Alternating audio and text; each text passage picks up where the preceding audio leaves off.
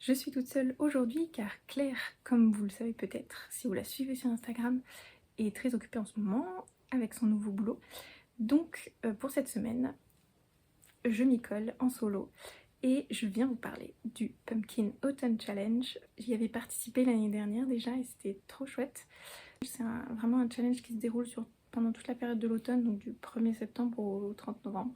Et pour l'occasion, je vous ai sorti mes plus belles petites citrouilles faites au crochet. Voilà, je les aime trop, je les aime d'amour. Si vous voulez en savoir plus sur ce challenge, n'hésitez pas à aller voir la vidéo officielle faite par Gimos. Je vous mettrai, si je retrouve, le lien en barre d'infos. C'est un challenge qui se déroule en catégories et avec des mots-clés. Donc vous allez voir, on va suivre ça très tranquillement. J'ai beaucoup de livres à vous présenter parce que je me suis un peu lâchée. J'ai mis dans chaque catégorie plein de propositions. Bon, 3 maximum, hein, vous verrez, ça dépend des catégories. Donc c'est parti, et je ne vais pas m'apesantir plus que ça sur les résumés de livres ou autres parce que bah, y en a beaucoup. Et puis il y en a certains que vous avez déjà vus sur cette chaîne, donc je m'apesantirai pas trop dessus. Et puis il y a aussi des livres, j'aime bien ne pas avoir trop de résumés pour pouvoir juste m'y plonger. Donc et ben c'est parti avec le premier tableau qui s'appelle Automne frissonnant.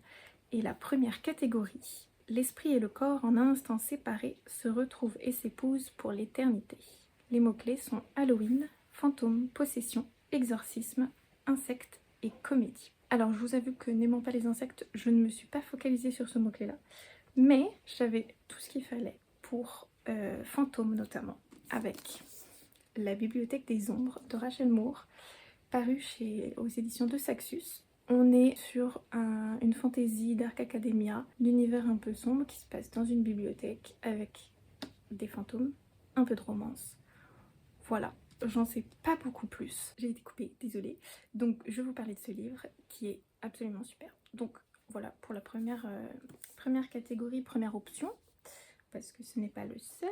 J'ai sélectionné également le tome 2 des Morganville Vampires. Ah ouais, cette couve est affreuse, on est d'accord, on va pas la regarder trop longtemps. Je vous parlais du tome 1 dans une vidéo précédente, je ne sais même plus laquelle. C'est une série que j'aime beaucoup, j'ai relu le tome 1 l'année dernière et pour moi c'est vraiment les vibes d'automne, ambiance un peu spooky. Donc j'ai hâte de lire la suite. Le tome 2, je crois que je l'avais lu, donc ce sera peut-être une relecture, peut-être pas, peut-être que ce sera une nouvelle lecture, je ne sais plus. Voilà, mais de toute façon comme j'ai une mémoire de poisson rouge, et ben on redécouvrira ça. C'est l'histoire de Claire Danvers qui vit dans une ville où il y a plein de vampires qui sont pas très gentils. Et elle se retrouve parmi une coloc avec un gars un peu étrange qui ne sort que le soir, enfin la nuit, qui ne vit que la nuit. On ne sait pas trop, alors on comprend très dans le tome 1, hein, donc là on sait pourquoi, mais voilà. Une jeune fille un peu gothique, on sent qu'elle a eu aussi des déboires, et puis un autre gars dont elle va tomber amoureuse. Donc il y a une petite romance aussi qui est très sympa. Voilà, et c'est une jeune fille hyper intelligente, mais qui va se mettre dans des situations pas possibles. Et donc j'ai hâte de continuer cette série. Et enfin la troisième option, c'est si jamais j'ai vraiment pas le temps de lire les deux autres et que je veux un petit truc rapide, j'ai cette série de manga Creepy Cat. Alors, ce n'est pas totalement le genre d'illustration que j'aime habituellement, hein, on va pas se le cacher. Je vais vous prendre le tome 1. On est sur ce style là, assez sombre, assez noir, mais écoutez, ça parle d'une jeune fille qui va se retrouver avec un chat un peu effrayant, Creepy Cat, et du coup il y a une cohabitation qui se fait dans une maison un peu mystérieuse. Il me semble que c'est assez drôle et qu'en même temps il y a une ambiance spooky, donc c'est parfait pour cette catégorie. On passe à la deuxième catégorie de ces premiers tableaux, fenêtre cassée, porte ouverte, avec les mots-clés horreur, huis clos, piège, peur, suspense, thriller et créature. Alors, moi, on me dit huis clos, piège, etc. Je pense prison. Et donc, Prison Healer de Lynette Noni, qui est paru aux éditions Hachette. Les 3 tomes de la trilogie sont sortis. Claire vous en a déjà parlé en long, en large et en travers sur cette chaîne, donc je ne vais pas vous faire de nouveau un résumé. Mais voilà, elle m'a beaucoup hypée pour le lire. J'ai très hâte de me plonger dans cette trilogie d'ailleurs, c'est son exemplaire qu'elle m'a prêté. Et sinon, pour le côté un peu peur, suspense, thriller, etc., j'ai dans ma bibliothèque un livre depuis très longtemps, je crois qu'il est sorti en 2009 pour vous dire. Et c'est Les Domestiques de Michael Marshall Smith qui était paru aux éditions Milady à l'époque. Et on est sur l'histoire d'un jeune garçon qui s'ennuie chez lui et qui va se retrouver à boire le thé avec sa voisine du dessous et découvrir un monde un peu étrange avec des domestiques notamment un peu étranges. Voilà, un monde ancien et secret. Toute une aventure qui va commencer pour lui. Donc voilà, c'est un petit poche. Je pense que ça peut se lire vite et ça peut être très sympa pour l'automne. Et enfin, pour le mot-clé créature, j'ai Lupus in Fabula de Jérôme Accouche, qui est paru ici aux éditions du Chat Noir, si je ne me trompe. C'est ça, les éditions du Chat Noir. On est sur un Paris de 1925, donc année folle, avec un mélange de créatures toutes plus étranges les unes que les autres. Et puis, il me semble qu'il y a un petit peu un côté conte. Voilà. J'en sais pas beaucoup plus. En fait, j'ai découvert ce titre par ce qu'en disaient Estelle Faye et Florian Soulas, qui ont bien vendu cet auteur. Et du coup, j'ai vraiment envie de le découvrir, de découvrir sa plume. Donc voilà, on verra si je le tente cette année. Ensuite, troisième catégorie de ce premier tableau, on avance le crâne qui parle. Et pour mots-clés, gardien, cimetière, squelette, zombie, médiéval, sorcière et alchimie. Je me suis surtout focalisée sur les mots alchimie et médiéval et j'avais 2 livres parfaits pour ça. La chasseuse et l'alchimiste d'Alison Saft, paru aux éditions Big Bang dans cette magnifique édition et qui m'attend depuis l'année dernière déjà. Et j'ai très envie de le découvrir. On m'a dit que c'était une romance très slow burn, qu'il fallait pas trop s'attendre à beaucoup d'action, mais que ça prenait son temps, c'était assez méditatif, mais un univers très chouette avec des personnages hyper attachants. Voilà, entre justement une chasseuse et un alchimiste qui vont partir dans une quête au Allah, cette créature fantastique. Mais avant ça, il va se passer quand même beaucoup de temps de préparation, de ce que j'ai compris, parce que la chasse au Allah ne se passe que à la fin. Donc, sachant ça, moi j'ai envie de m'y plonger, et puis on m'en a dit beaucoup de bien. J'aime bien aussi les choses un peu lentes, donc on verra si celui-ci me plaît ou pas. Et pour le côté médiéval, j'avais l'Ordre du Cygne dans ma bibliothèque, donc les Chevaliers de Camelot, livre 1 de Virginie Salobir, paru chez Gulfstream. Et ça c'est un livre que j'ai eu à Noël dernier, parce que avec le cercle littéraire on s'offre des livres pour Noël. Et Claire avait enrobé celui-ci d'un joli papier cadeau avec quelques mots-clés qui m'avaient bien tenté. Donc j'avais sélectionné celui-ci et j'étais très contente de découvrir ce livre qui semble être une fantaisie médiévale, un peu arthurienne.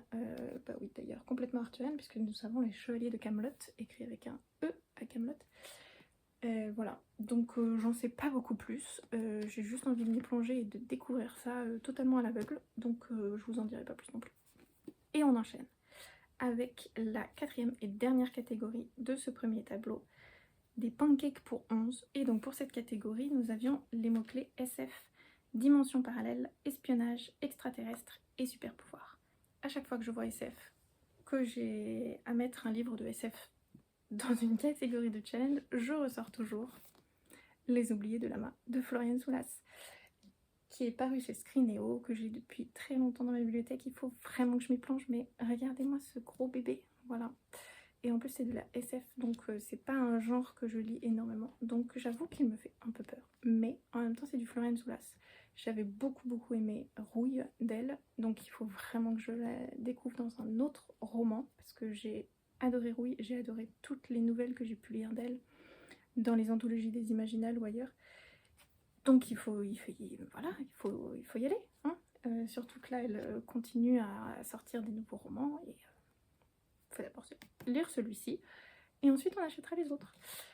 Donc voilà, je sais que c'est de la SF, assez féministe. J'ai pas envie de vous en dire beaucoup plus.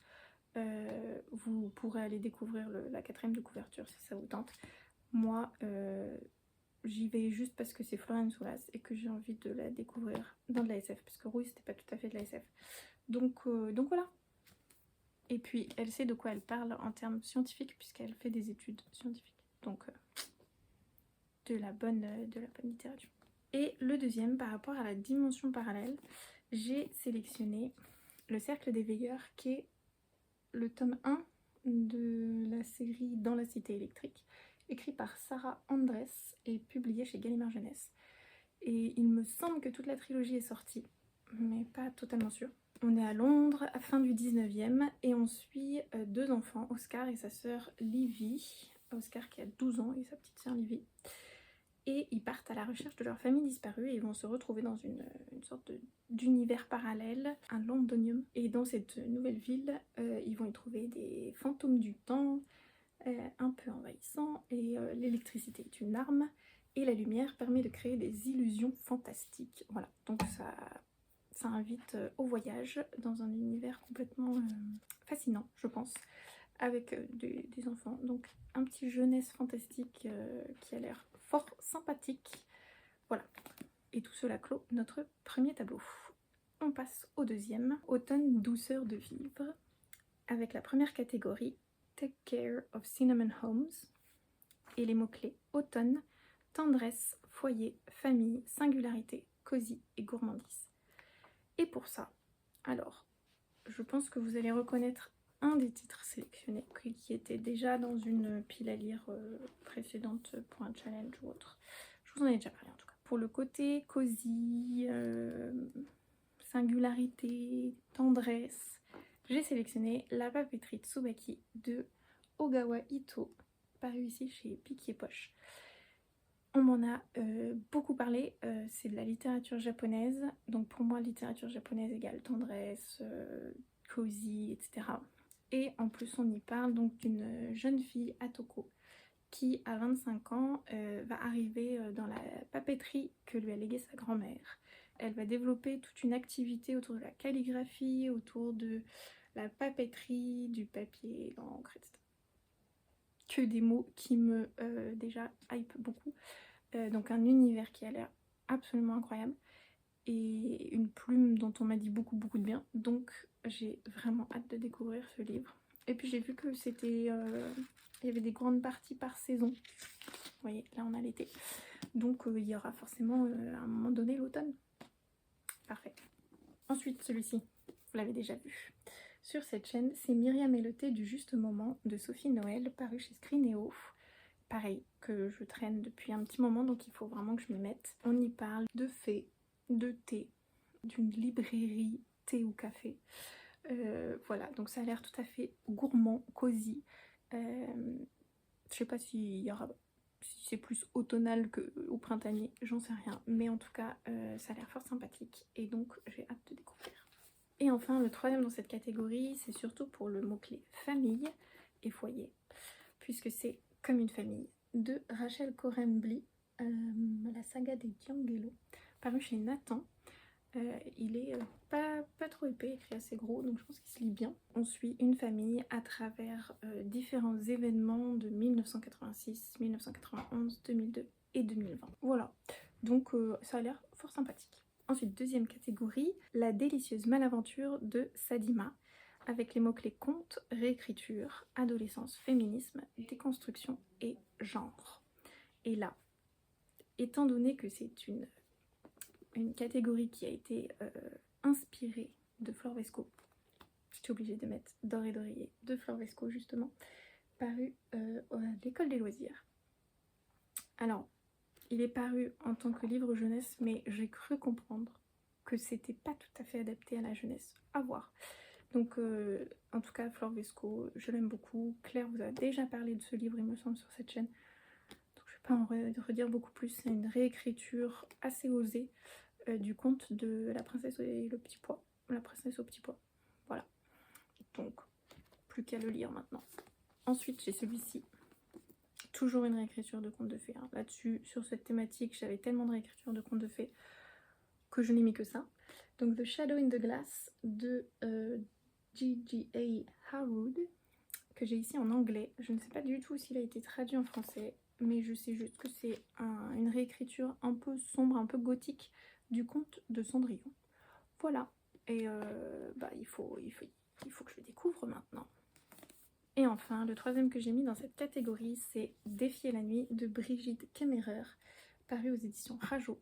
Pourquoi? Parce que c'est inspiré de l'histoire de Robin des Bois. On y suit, donc regarde-moi cette beauté déjà de l'ouvrage. On vous l'a déjà montré puisque ça faisait partie de nos achats du Salon du Livre de Paris avec Claire.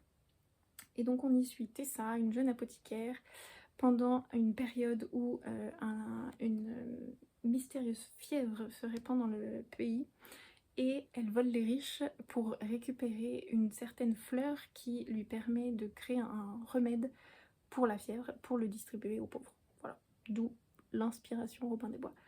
Et il va falloir qu'elle s'associe avec le prince Coric, qui a priori lui s'en fout un petit peu du bas peuple. Ils vont devoir s'associer, s'unir, sûrement pour faire avancer les choses et sauver leur pays. Mais il y a peut-être des sentiments qui vont naître aussi. Voilà.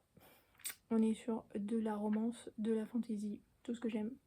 Let's go. Ensuite, troisième catégorie, CAD, je suis contente d'être tombée de cet arbre avec les mots-clés amitié, aventure, BD, anxiété, santé mentale et lumière.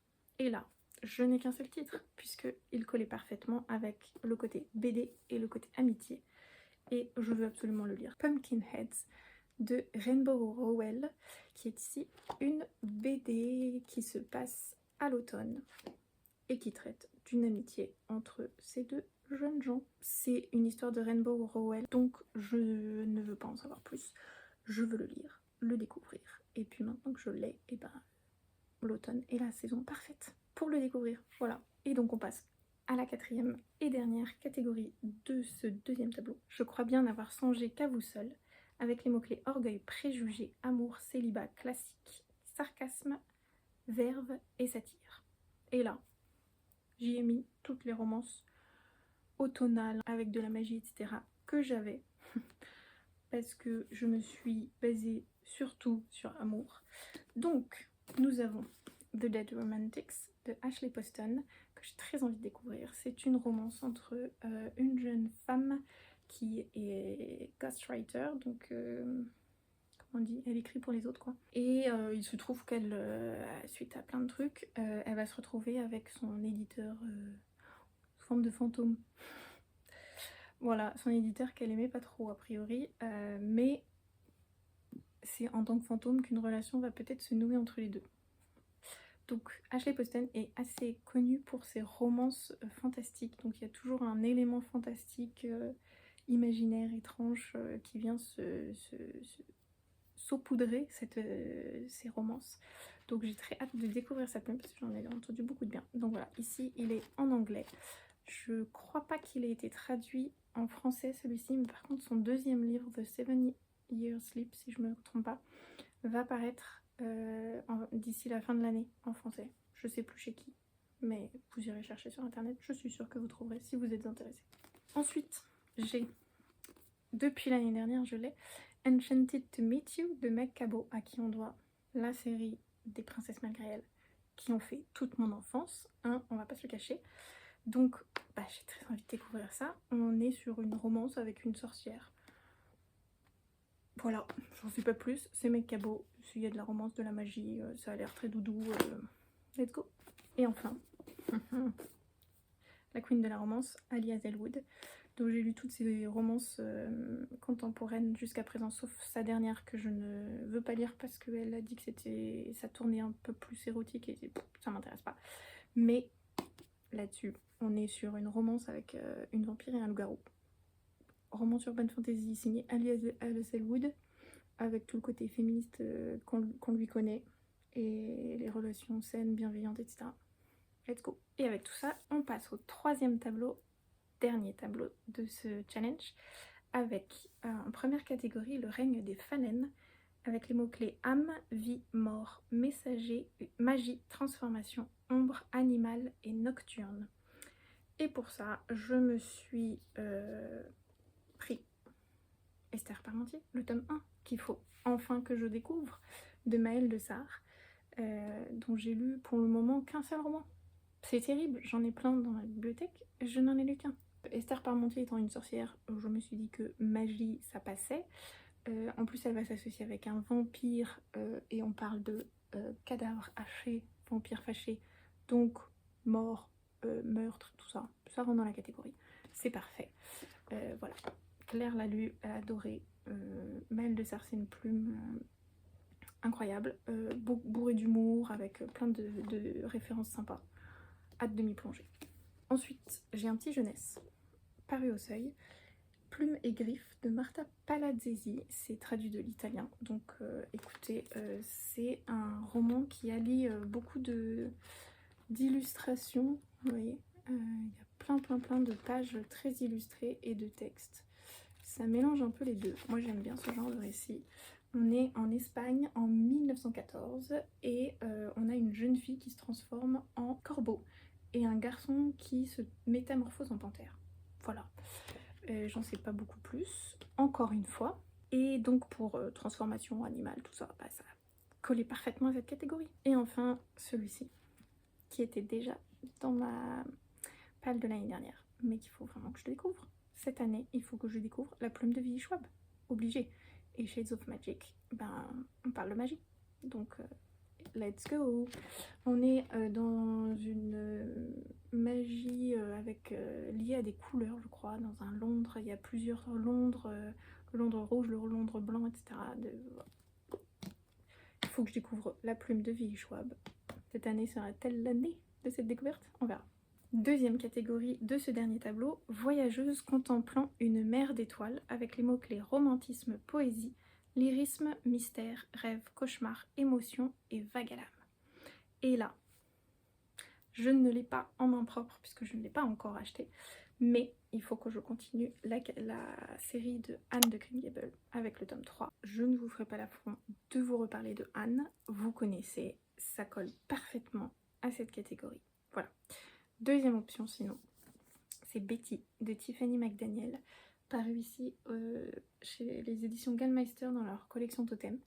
Ça fait un petit moment que je l'ai dans ma bibliothèque et je m'y suis jamais trop plongée, mais j'en ai entendu que des avis dithyrambiques, donc trop hâte de découvrir ça. C'est une histoire de famille très poétique, liée à la nature aussi. C'est une jeune fille indienne. Je pense que je vais pleurer toutes les larmes de mon corps, que ça va être déchirant, mais que ça va être très beau et poignant. Donc maintenant il faut que je m'y plonge. Troisième catégorie, nous avons La chute de l'Orélé avec les mots-clés ange, déchu, éthéré, prophétie, mémoire, roman choral, fleur, envoûtant et évanescent. Pour le roman choral, j'ai sélectionné La forêt au clair de lune, le dernier roman de Michiko Aoyama paru aux éditions Nami. Voilà, Michiko Aoyama, ça a été un énorme coup de cœur depuis que je l'ai découverte, donc tous ces romans me plaisent et celui-ci je pense en fera partie. C'est encore une fois des romans, vraiment un roman choral comme elle sait les faire, donc cette fois ça tourne autour d'un podcast qui parle de la lune, etc. Enfin, bref, c'est Michiko Aoyama, j'ai juste envie de le lire, je sens que ça va être lu très vite parce que les éditions Nami, c'est écrit très gros à l'intérieur. Donc ça se lit tout seul. Et j'ai mis également dans cette catégorie Gilded de Marissa Meyer, paru aux éditions d'Asaxus, que j'ai depuis l'année dernière, donc il traîne un petit peu. Mais maintenant, voilà, pour moi c'est un roman d'automne, donc il faut que je le lise cet automne, sinon ce sera bon pour l'année prochaine. Claire, elle l'avait bien aimé, donc voilà, c'est une réécriture du conte de Rumpelstiltskin. Pourquoi je l'ai mis dans cette catégorie et pas dans une autre? Parce qu'il y avait le mot envoûtant qui se retrouvait dans les histoires envoûtantes que l'héroïne raconte. Voilà, je cherche pas plus loin. Il y avait déjà trop de livres dans la catégorie des réécritures de contes, donc je l'ai mis là. Et le troisième que j'ai mis dans cette catégorie, j'avoue, j'ai un peu étiré le côté prophétie que j'ai étiré en malédiction. Mais c'est La première née de Amy Herman qui est paru chez Charleston et c'est le premier roman fantasy de cette autrice que j'aurai la chance de découvrir dans cette magnifique édition. Donc il faut m'y plonger maintenant. J'aime beaucoup cette autrice que j'avais découverte dans mon adolescence. On vous a parlé un peu de ce livre lors de notre vlog aux Imaginales, puisqu'on avait rencontré l'autrice. Donc n'hésitez pas à aller voir cette vidéo, j'essaierai de vous la mettre en i, par ici quelque part, si vous voulez en connaître plus sur ce livre. Et on passe à la dernière catégorie, le crépuscule des Cides, avec les mots-clés elfes, démons, crépuscule, mythologie, légende, petit peuple, fantaisie et nature. Et là, j'ai 2 livres de chez De Saxus qui sont magnifiques. Le premier que j'attrape, c'est Une fenêtre sur les ténèbres de Rachel Gillig, une histoire avec une jeune fille qui a des pouvoirs qu'elle doit cacher, une espèce de personne dans sa tête dont elle doit se débarrasser. Il y a eu de la romance, fantaisie un peu sombre, voilà. J'en ai entendu beaucoup de bien, donc c'est parti. Et le deuxième dans cette catégorie, c'est un Passé englouti de Ava Reid. Moi je l'avais vu passer d'abord sur les réseaux sociaux de l'autrice de Divine Rivals, Divine Rivalité. Donc ça m'avait déjà bien hypé. En plus il est très beau. On y parle de légendes, d'écrits, de rois fées à retrouver, etc. Bref, ça a l'air très chouette. C'est du young adulte, si je ne me trompe. Donc à découvrir. Et voilà pour cette très grosse, très longue palle. Moi je vais vous laisser là. N'hésitez pas, si vous savez pas quoi mettre en commentaire, mettez des petits emojis qui vous font penser à l'automne, des feuilles, des citrouilles, voilà, tout ce que vous voulez. Et puis, et ben écoutez, la prochaine vidéo sera sûrement une vidéo avec Claire. Donc d'ici là, n'hésitez pas à aller voir nos autres vidéos si vous aimez notre contenu. D'ici la prochaine, je vous souhaite des lectures pétillantes en l'honneur de Claire et des jolies rencontres d'encre et de papier. À bientôt!